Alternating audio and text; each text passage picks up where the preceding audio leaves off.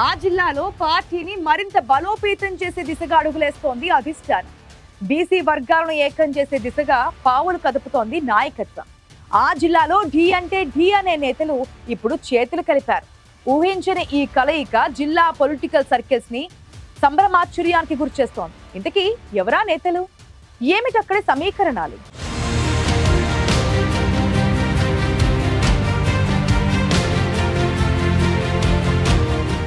కాంగ్రెస్ పార్టీకి ఇందూరు జిల్లాలో బలమైన బీసీ నేత కొరత ఏర్పడింది.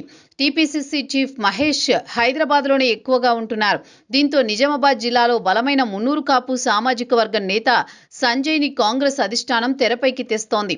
జిల్లాలో పార్టీని మరింత బలోపేతం చేయాలన్న ఆలోచనతో సంజయ్కి ప్రాధాన్యమిస్తోంది. టీపీసీసీ చీఫ్ మహేష్ కుమార్ గౌడ్, ధర్మపురి సంజయ్ మధ్య సీఎం రేవంత్, ప్రభుత్వ సలహాదారు షబ్బీర్ అలీ సఖ్యత కుదిర్చినట్లు చెబుతున్నారు. పచ్చగడ్డి వేస్తే భగ్గుమనే ఆ ఇద్దరు నేతలు ఇప్పుడు ఒకే వేదిక పంచుకున్నారు. మున్నూరు కాపు సంఘం నిజామాబాద్ జిల్లా అధ్యక్షుడిగా ఎంపికైన సందర్భంగా ప్రమాణ స్వీకార కార్యక్రమానికి హాజరయ్యారు. టీపీసీసీ చీఫ్ సంజయ్ మహేష్ మధ్య సయోధ్య కుదర్చడంలో ప్రభుత్వ సలహాదారుగా ఉన్న బోధన్ ఎమ్మెల్యే సుదర్శన్ రెడ్డి సక్సెస్ అయ్యారు.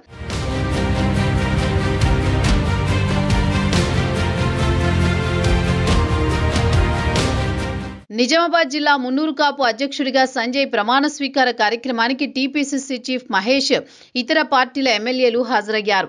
సంజయ్ ఈ కార్యక్రమాన్ని గ్రాండ్ సక్సెస్ చేశారు. పెద్ద సంఖ్యలో మున్నూరు కాపులు తరలివచ్చి సంజయ్కి మద్దతు తెలిపారు. డిఎస్కు ఉన్న చరిష్మా సంజయ్కి కలిసి వస్తోంది. అందుకే నిజామాబాద్ జిల్లాలో పార్టీ బలోపేతానికి సంజయ్ని పొలిటికల్ గా మరింత యాక్టివ్ చేయాలని భావిస్తోందట కాంగ్రెస్ అధిష్టానం. బలమైన సామాజిక వర్గం నేత కావటం పార్టీకి కలిసి వస్తుందని హైకమాండ్ భావిస్తోందట. స్థానిక ఎన్నికల్లో మంచి ఫలితాలు రాబట్టేందుకు నిజామాబాద్ జిల్లాలో బీసీ నేత సంజయ్ని ముందు పెట్టాలనుకుంటోంది.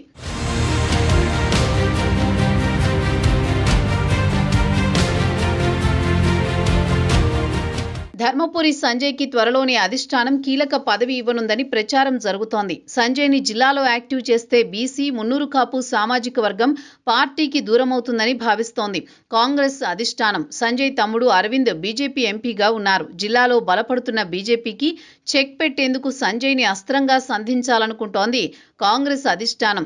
తమ్ముడికి చెక్ పెట్టాలంటే అన్నే పర్ఫెక్ట్ అనుకున్నట్లుంది కాంగ్రెస్ హైకమాండ్. త్వరలోనే సంజయ్కి ఆర్టీసీ చైర్మన్ పదవి దక్కొచ్చనే టాక్ నడుస్తోంది.